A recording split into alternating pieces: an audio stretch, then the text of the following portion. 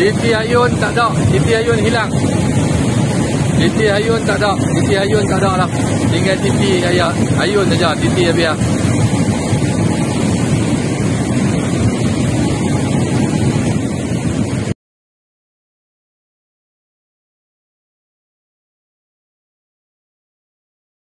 Berlaku satu bencana alam yang berlaku di dua daerah yang berdekatan, iaitu Kuala Muda dan juga daerah Yan. Bencana yang saya maksudkan ni ialah banjir kilat dan juga tanah runtuh. Tanah runtuh yang berlaku di kaki Gunung Jerai. Di situ berlaku, bila air turun merudum tu, berlaku banjir kilat di daerah, sebahagian daerah Kuala Muda, di Gurun, di Merabuk, dan juga melibatkan di daerah Yan, terutama di kawasan Siti Hayun, Pekan Yan dan kawasan Perigi, yang mana akibat daripada bencana itu, banjir kilat dan tanah runtuh itu, dia mengakibatkan beberapa perkara. Yang pertamanya kehilangan nyawa, iaitu melibatkan kematian, kerosakan harta benda, dan juga kesusahan dalam hidup lah. Setakat video yang saya rakamkan ini telah dikesan 4 orang yang telah diregut nyawa dengan bencana ini, mati. Jadi hakikatnya orang-orang yang mati dengan sebab di bawah arus yang deras banjir kilat ini, hukum syarak menetapkan bahawa mereka ini mati sebagai mati syahid akhirat. Syahid akhirat, nanti dari akhirat mereka akan diberikan ganjaran pahala syahid oleh Allah Subhanahu Wa Taala, biarpun di dunia ini jenazah mereka diuruskan seperti jenazah yang biasa.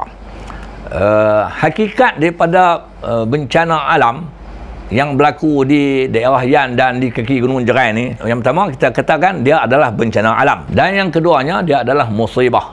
Musibah ni, kita orang yang beriman, kita orang Islam, kita kena menerima hakikatnya. Sebab itu bila dengar ni, jangan duk menjerit neraka hari, kata sebagaimana yang diajarkan oleh agama kepada kita, yang sebagaimana diperingatkan oleh Allah Subhanahu Wa Taala pada kita. Bila kita mendengar, melihat bencana ni, kita kata inna lillahi wa inna ilaihi raji'un. Itu kalimah istirja' yang sewajarnya kita kata, kita dapat pahala, dan juga kita menginsapi bahawa semuanya daripada Allah Subhanahu Wa Taala. Kepada Allah lah kita dikembalikan. Daripada banjir kilat dan kejadian tanah runtuh yang mengakibatkan kematian dan kerosakan harta benda ini, kita kena menyedari bahawa dia adalah takdir Allah Subhanahu Wa Taala. Jadi bila kita terima dia sebagai takdir Allah Subhanahu Wa Taala, kita taklah meletakkan kesalahan 100% kepada manusia. Dia adalah takdir daripada Allah Subhanahu Wa Taala. Jadi Allah ajak kita untuk menerima takdir. Allah kata apa? Qul la yusibana illa ma kataballah. Katakan tidak akan menimpa kami melainkan sesuatu yang telah ditetapkan oleh Allah Subhanahu Wa Taala. Kemudian kita melihat banjir kilat dan juga tanah runtuh ini, kita melihat dia sebagai ujian dan juga kesabaran. Allah Subhanahu Wa Taala menguji hamba-hamba dia.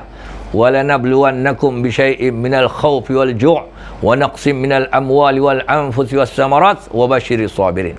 Kami akan uji kamu dengan sedikit rasa takut, lapar, kekurangan harta benda, itu kerosakan tu, jiwa raga, kematian, wassamarat, hasil tanam-tanaman, buah-buahan, wabashir sabirin, dan sampaikan berita gembira kepada orang-orang yang bersabar.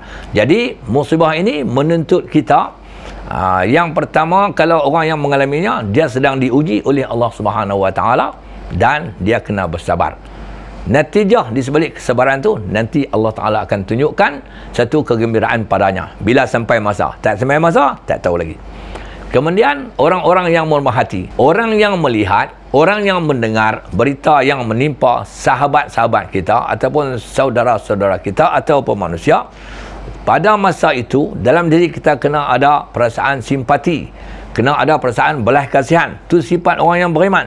Dan selepas itu terpanggillah dalam dirinya untuk membantu dan menolong. Saya lihat contoh macam di Masjid Pekan Yan tu, lumpur duduk kalangan masjid. Saya lihat gambar ada mereka hantar mai. Maka orang ramai pakat pi bergotong royong untuk membersihkan lumpur-lumpur yang melekat di hadapan masjid. Begitu juga di tempat-tempat yang lain, di kawasan Siti Hayun dan seumpamanya. Tolong-menolong. Dan pada masa ini bantuan keuangan sangat diperlukan. Justru orang-orang kaya tunggu apa lagi? Inilah masanya untuk kita menolong mangsa-mangsa banjir itu. Sebahagian mereka mengalami kehilangan harta benda, kerosakan. Ada yang puluh ribu, ada yang 5-6 ribu. Paling simple pun tak ada lah kalau banjir dalam rumah sampai serat pinggang. Barang-barang tak sempat diselamatkan. Peti air hanyut, televisyen hanyut, tilam pun berkelampung tinggi. Banyaklah kerosakan harta benda. Jadi pada masa ini kita orang Islam ni kena ada kesedaran untuk bantu-membantu. Kalau kita tak boleh bantu banyak, tapi kita kumpul, akhirnya dapat membantu mangsa-mangsa ini. Dan yang terakhirnya saya nak menyebutkan bahawa bencana ni, bencana musibah yang Allah Ta'ala timpakan kepada manusia ni, dia tidak statik di tempat itu. Dia bertukar-tukar tempat. Mana dia apa? Kalau hari ini kita melihat saudara-saudara kita di daerah Yan, mereka sedang diuji oleh Allah Subhanahu Wa Ta'ala, kehilangan jiwa raga. Sebahagian daripada keluarga di sana, ahli keluarga mereka mati, kehilangan harta benda, kerosakan, kesusahan kehidupan dan seumpamanya.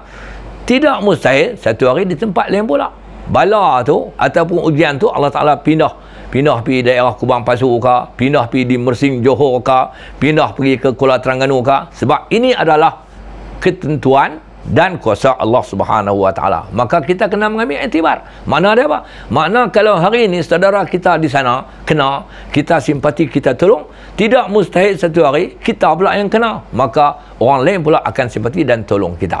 Jadi mudah-mudahan kejadian kepala ayak ni yang berlaku di daerah Yan ni menginsafkan kita dan memberikan kepada kita pengajaran yang banyak.